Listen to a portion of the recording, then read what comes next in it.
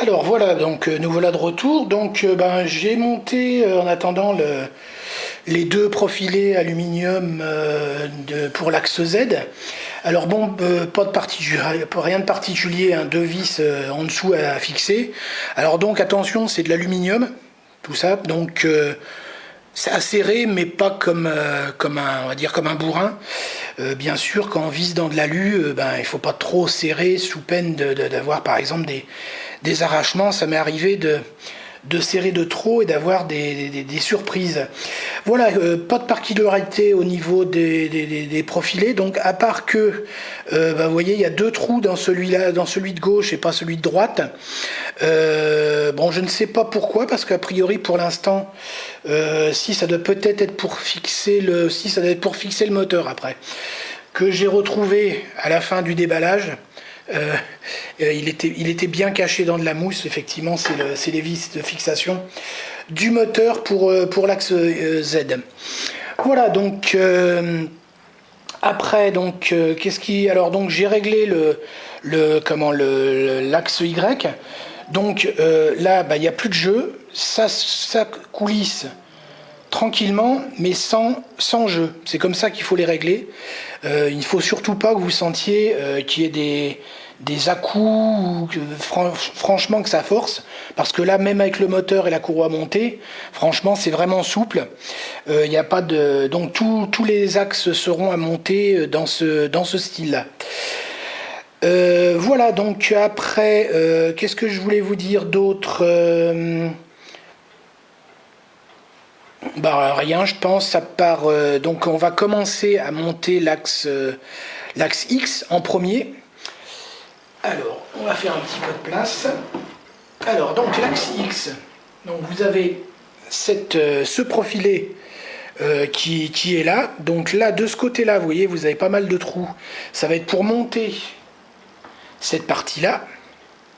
Et de l'autre côté, donc, vous avez l'extrudeur avec le chariot de gauche, où il va falloir... Alors, il y a un sens de montage, hein, c'est-à-dire que là, vous voyez, il y a un fraisage qui a été fait un peu plus gros que de ce côté-là. Donc là, ça va aller en dessous, afin que cette vis-là puisse s'insérer dans le profilé. Alors voilà, donc là, on va essayer de rien monter à l'envers. Donc celui-là, je crois qu'il se monte dans ce sens-là. Donc le même système. Vous voyez, vous avez là, ici, ça se monte comme ça. Alors donc vous avez un sachet avec des vis BTR. Donc dessus, c'est marqué... c'est des 4 par 16. Donc c'est elles qui vont vous servir à fixer ce morceau. Donc bon, faut bien sûr arriver à trouver le trou. Voilà, j'espère qu'on voit bien. On voit surtout mes mains. Hop, une autre vis. Je vais toutes les sortir, ce sera plus pratique. Une autre vis.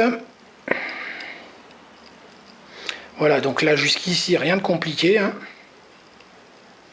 Bon, il suffit de suivre en fait le mode d'emploi. Bon là, avant de reprendre la vidéo, j'ai regardé un peu sur le mode d'emploi papier, parce que bon, c'est bien expliqué, enfin c'est bien expliqué. C'est un peu du style meuble suédois, on va dire. Alors, donc les clés ne sont pas d'une très grande qualité, mais bon, tant qu'on ne sert pas comme un âne, ça va bien. Donc voilà, ça c'est fait. Donc là, de ce côté-là, c'est un peu pépérilleux parce qu'il faut aller mettre les vis. Alors j'espère qu'on voit bien quand même, parce que là, je suis obligé de poser. Donc on met la vis à l'intérieur. Hop, on fait attention au passage de ne pas esquinter le end stop. Alors on va essayer de faire ça comme ça. Donc là, il faut trouver toujours pareil le trou, hein. Voilà, donc là je dois y être.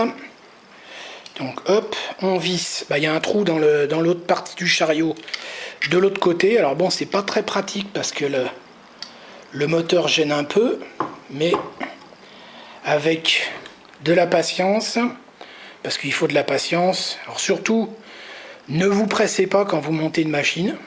Il n'y a pas le feu. Vous êtes peut-être pressé pour mettre en route et la tester. Mais alors là, vous voyez, c'est pareil. Donc on place à l'intérieur. Et c'est pareil, il y a un autre trou. Celui-là est un petit peu plus pratique parce qu'on est quand même un peu plus loin que le moteur.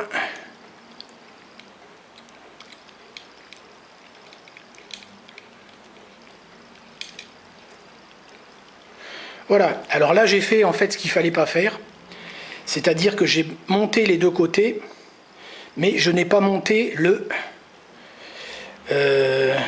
chariot pour la tête d'impression.